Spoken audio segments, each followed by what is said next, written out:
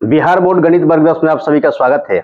और आज हम लोग पढ़ेंगे बिहार बोर्ड यानी कि जो बीटीसी का मैथ है, जो कि एनसीईआरटी है वर्ग 10 का। और इसमें हम लोग अध्याय 4 पढ़ेंगे, द्विघात समीकरण। इसमें के बहुत सारे प्रश्न हम बता चुके हैं। अब यहाँ पे देखेंगे हम प्रश्न नंबर दूसरे का 3 है। हो इससे पहले हमने अध्याय 1 से लेकर के 3 तक को सभी एक्सरसाइज को हल किया हुआ है और उसका वीडियो इस चैनल पे पड़ा हुआ है। अगर आप नहीं देखे तो जाकर के देख सकते हैं। और ये जो क्लास हम लाइव ले रहे हैं यहाँ पे, ऑनलाइन ऑफलाइन दोनों है, जो सत्र 2025 और 26 के बिहार बोर्ड के बच्चों के लिए है, जो कि सीबीएसई वाले भी देख सकते हैं। इसमें कोई दिक्कत नहीं, लैंग्वेज का अंतर होता है। तो प्रश्न को देखिएगा, प्रश्न क्या है और कैसे इसको ऐसे अगर प्रश्न आ जाएगा तो हल करेंगे, ध्यान दीजिएगा। इससे पहले हमने बेसिक बताया हुआ द्विघात समीकरण किसे कहते हैं, ठीक ना, या फिर जो भी इस अध्याय की मुख्य बात है उसको हमने बता दिया है। अब देखते सवाल पे आते हैं, देखिएगा सवाल क्या कर रहा है। इसमें क्या करना है, पहले क्या था कि ऑलरेडी कुछ कंडीशन दिया हुआ था और हमें ये ज्ञात करना था कि यह द्विघात समीकरण है कि नहीं है।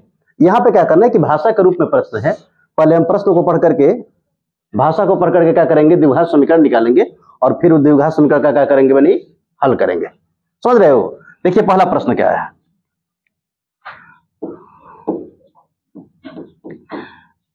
इसको कहते हैं हम लोग, क्या कहते हैं बाबू, एज, उम्र वाला प्रश्न है, ठीक ना। करें कि रोहन की माँ उससे क्या है 26 वर्ष बड़ी है, उनकी आयु का गुणनफल अब से 3 वर्ष पश्चात 360 हो जाएगी, तो हमें रोहन की वर्तमान उम्र ज्ञात करनी है। करें कि रोहन का वर्तमान उम्र ज्ञात करना है। किनका वर्तमान उम्र ज्ञात करना है बाबू। और करें कि रोहन की जो माँ है वह रोहन से कितने वर्ष बड़ी है, कितना वर्ष बड़ी है। और करें कि 3 वर्ष के पश्चात रोहन की माँ और रोहन के उम्र का गुणनफल कितना होगा, 360। कितना होगा बालक, 360। तो करें कि रोहन की वर्तमान उम्र क्या होगी, रोहन की वर्तमान उम्र क्या होगी। जब भी एज वाले प्रश्न आएंगे आपको, हम सबसे पहले क्या मानेंगे, उसमें वर्तमान उम्र मानेंगे। क्या मानेंगे बालक। अगर हम मान ले कि माना रोहन का वर्तमान उम्र x है, तो रोहन की माँ का वर्तमान उम्र क्या होगा, यही तो गलती कर देते हो बाबू। यहाँ पे ऐसे भी तो हो सकता है कि रोहन का वर्तमान उम्र मान लीजिए कि x हो गया, तो रोहन की माँ का उम्र क्या होगा, रोहन से 26 वर्ष बड़ी है, तो x + 26 नहीं होगा। चाहे वो भी हो सकता है, मान लो कि रोहन का उम्र हम x मान लिए, तो रोहन की माँ का उम्र y हो गया, तो x + y बराबर कितना हो गया, 26। लेकिन ये वाला आसान रहेगा, ठीक है ना। आपको आसान तरीका लेकर चलना, अभी शुरुआत कर रहे हो। तो क्या लिखे बाबू यहाँ पे, माना रोहन का, हाँ, वर्तमान उम्र क्या है बाबू,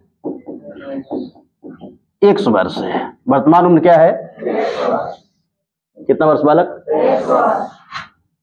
इसलिए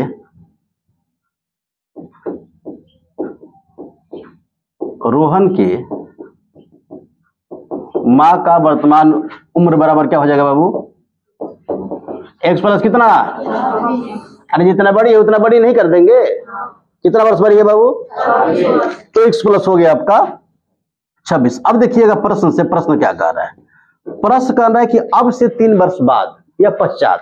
जब भी प्रश्न कहे पश्चात या बाद, तो क्या करेंगे, हम वर्तमान उम्र में उतना जोड़ेंगे, और जब भी कहे पहले तो वर्तमान उम्र उतना क्या करेंगे, घटाएंगे। ध्यान दीजिएगा क्या कह रहा है कि अब से 3 वर्ष बाद, यानी कि रोहन अगर x वर्ष का है तो 3 वर्ष बाद कितने वर्ष का होगा, x + 3 जोड़ेंगे ना उसमें, तो कितना होगा, x + सब बोल बालक, x + कितना होगा, और रोहन की माँ का वर्तमान उम्र है आपका x + 26, तो 3 वर्ष बाद कितना होगा, x + 29। x + कितना बालक,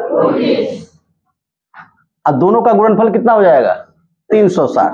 कितना होगा, यानी कि हम यहाँ पे लिख सकते हैं बाबू, x + 3 अगुणे x + डायरेक्ट 29 कर देते हैं। 26 3 कितना हो गया, बराबर कितना हो गया बालक, 360 है। हो 300 कितना, किसी को दिक्कत यहाँ पे, यही ना कह रहा था कि अब से कुछ बालक उनकी उम्र का गुणनफल अब से 3 वर्ष पश्चात, यानी कि बाद क्या होगा, 360। तो पश्चात यानी क्या किया, रोहन की उम्र में हम 3 वर्ष जोड़ दिया, रोहन के माँ की उम्र में क्या किया, 3 वर्ष जोड़ दिए। अब इसको सिंपल करेंगे, द्विघात समीकरण निकालेंगे। x × x क्या होगा बालक, और x में 29 से, तो क्या हो जाएगा आपका? अब 3 को उठाएंगे, दोनों में गुणा करेंगे 3x, और ये कितना हो जाएगा बालक? 29 का पढ़ाई याद लिखे बाबू, 29 दिया 87 बराबर कितना? 300 कितना हो गया? अब इसको क्या कर लेंगे? पेज चेंज कर लेते हैं। x स्क्वायर प्लस, देखो 29 को और 3 को 32 को होगा। देखो ध्यान से, x square plus 32x plus कितना बाबू? अब बराबर कितना? 300। एक्स स्क्वायर प्लस 32 अब प्लस 87 है बाबू, इधर आएगा ये ला 360, घटाएंगे तो कितना होगा? तो अब इसको घटा इसमें से, हाँ चल बनी x दे दिए, चलो घटाओ, कितना होगा बालक? 273? नहीं 73 नहीं होगा, 77 होगा बालक, 73 होगा, 87 है ना बच्ची। चलो जो भी होगा देख लेते हैं। 3 हो गया, ये 15 में 60 गया, क्या बात है। 2 से कितना बालक? 73। अब देखो मध्य पद बाबू आना चाहिए आपका, नहीं आएगा काम हो जाएगा गड़बड़, क्योंकि हमको फर्स्ट इंटू लास्ट कितना लाना है? माइनस से 273 एक्स स्क्वायर। तो इस 32 को 2 भाग में तोड़ेंगे ना, तो देखो तो वो क्या हो सकता है, कुछ माइंड लगाओ। 17 18 963 हो सकता है। कितना हो? 17 18 कितना होगा? हो 32 होगा? 32 तो नहीं होगा, ये 15 हो जाएगा, 35 हो जाएगा बाबू। आराम तो हमको लाना है कितना? चलो इसका तरीका देख लो कि कैसे टूटता है। 32 को हमें तोड़ना है ना, 2 से भाग दो, फिर 2 से कितना बाबू, और फिर 2 से कितना, और फिर 2 से 2 दूनी 4 4 दूनी 8 2 16 दूनी कितना बाबू? 32। अब इसको 2 भाग करेंगे, कितना भाग करेंगे? तो 2 भाग में देखो तो क्या हो सकता है, तो माइनस है तो माइनस में ही आएगा। यहाँ पे अगर हम 17 लेते हैं बाबू, तो 32 में कितना कम हो रहा है? 14 कम हो रहा है ना, कितना? 15। तो देखो 7 5 कितना हो जाएगा? 35 होगा, तो ये नहीं होगा। अब इसको जैसे मान लो कि 16 ले ले, तो इसको क्या लेंगे? 16 14 32 हुआ। तो देखो लेकिन हमारा इकाई कितना आ जाएगा? 6 का आपका कितना हो जाएगा? 24 ना होगा बाबू, लेकिन लाना कितना है? 3 लाना है ना। अब देखिएगा, इसको 15 करेंगे और इसको क्या करेंगे बाबू? वो तो वही बता रहे, 15 16 होगा, तो 15 और इसको क्या करेंगे? 16 15 और 7 7 का 42 हो गया, ये भी नहीं हुआ। 14 और बाबू 18 8 का 32 से भी नहीं हुआ। 13 और मान लो कि 19 9 3 27 12 बीस कितना होगा बाबू? देख तो घटाए सही है ना, हो कोई गड़बड़ी तो नहीं हुआ है? निकाल दो बालक, क्या गड़बड़ हो रहा है हो? हाँ 277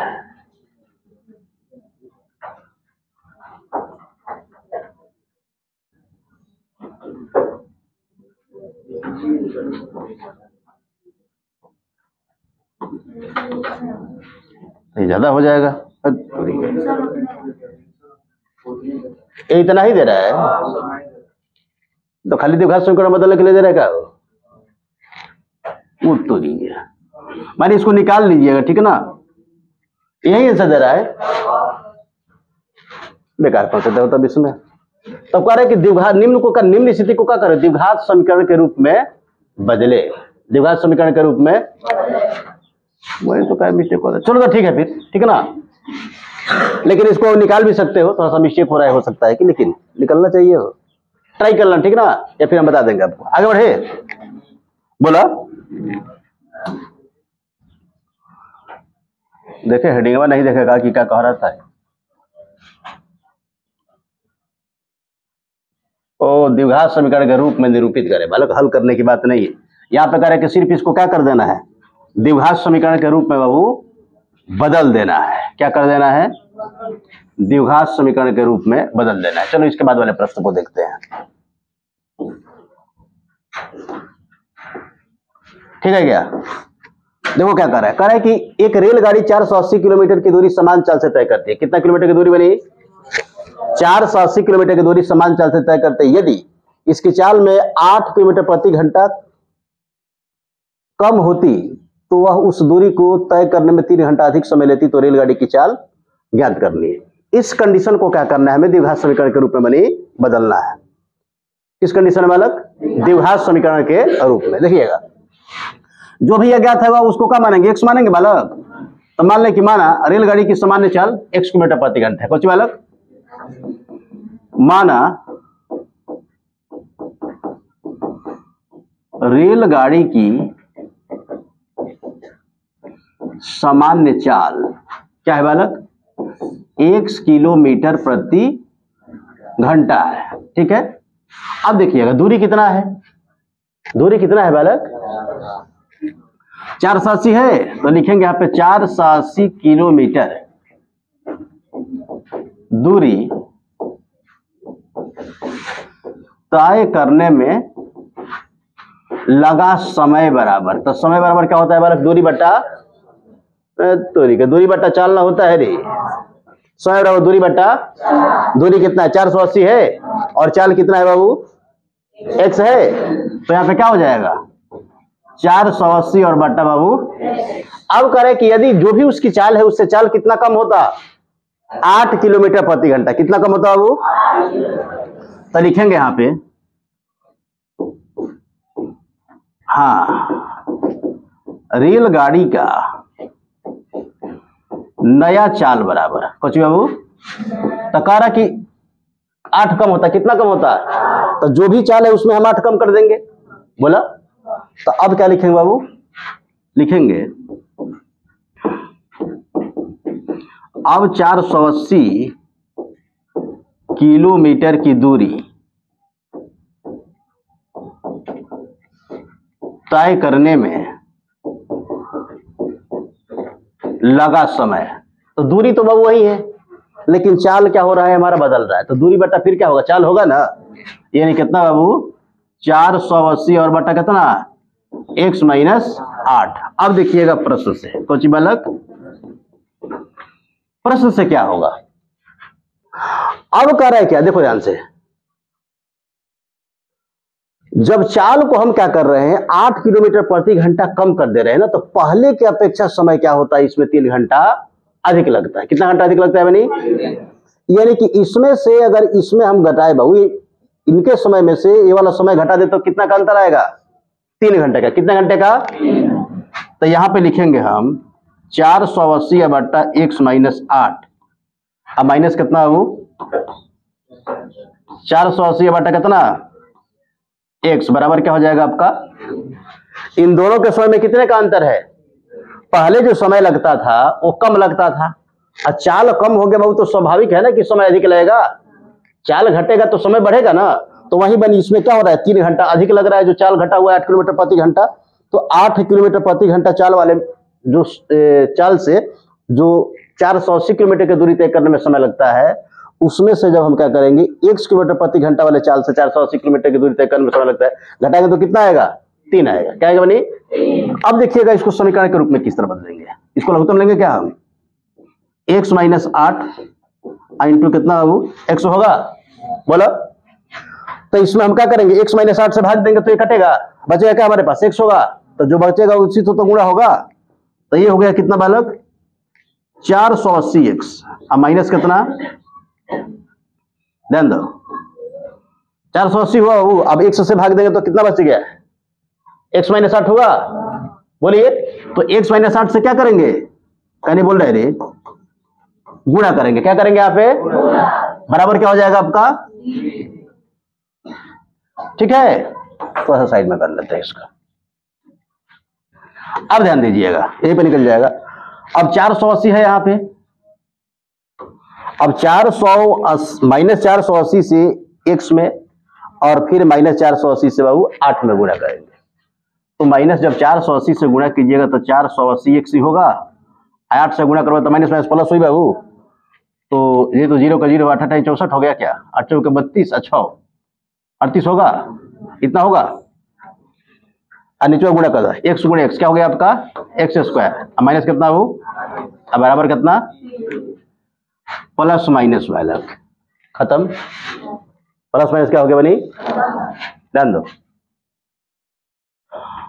अब क्या बच गया, इधर 3 से बाबू गुणा होगा, अरे कुछ नहीं, 3 नीचे 1 होगा, तो यहाँ पे हम क्या करेंगे 3 इंटू एक्स स्क्वायर माइनस कितना हो 8x बराबर कितना, नहीं रे बाबू 38 40 होगा ना, 3 से कटेगा का है, 8 4 12 3 15, ठीक तो है, कटेगा, कटा दो। तो बढ़ती है 36, 2 और 0 हुआ, 8 3 के 24, यानी कि x स्क्वायर माइनस कितना हो 8x बराबर 1280। इसको इधर लाइएगा, चेक करता हूँ, इधर रहेगा 1200 कितना, तो आसानी से क्या होगा, समीकरण के रूप में नहीं बदल गया। यही तो करें कि द्विघात समीकरण के रूप में क्या करें, निम्न स्थिति को निरूपित करें, तो आसानी से बन गया है। अगर कहीं पे दिक्कत होगा तो फिर एक बार क्या कीजिएगा, वीडियो को देखिएगा, ठीक है ना। और इस वीडियो को देखने के बाद इस पर आधारित जो भी प्रश्न होंगे आप उसको आसानी से कर सकते हैं। और किसी को कुछ पूछना इसमें, अब कर दे वाले